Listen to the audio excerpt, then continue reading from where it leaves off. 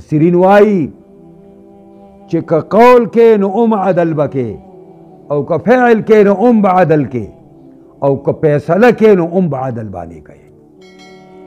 یوازې اقوال نه، افعال او احکامو کې به عدل او انصاف کې فیصله کې، او یو طرف ته پلار دی او بل طرف ته چې کوم دی عام مسلمان دی، حق چې د چای هغه له به ورکړي، حق چې د چای هغه له به ورکړي.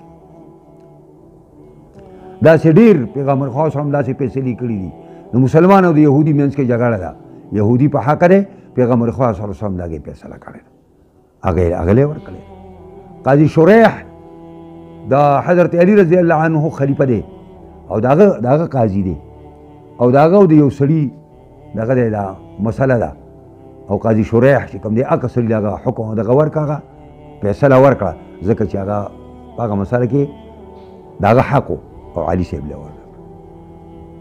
دا اسلام دی، دا شریعت دی چې یو طرف ته خلیفه دی او بل طرف ته عام مسلمان دی یا غیر مسلم ټکی هم پکې راغلی دی، او د هغه قاضي او جج دی او فیصله. او زمونږ را ججان غریبانان چې دي، دا نن یو سړی د سر نه نوکو پورې ټول ګنده کي او بیا ورو ورو پاکوي پاکوي پاکوي پاکوي، اخره پورې نوکونو پورې پاک کي.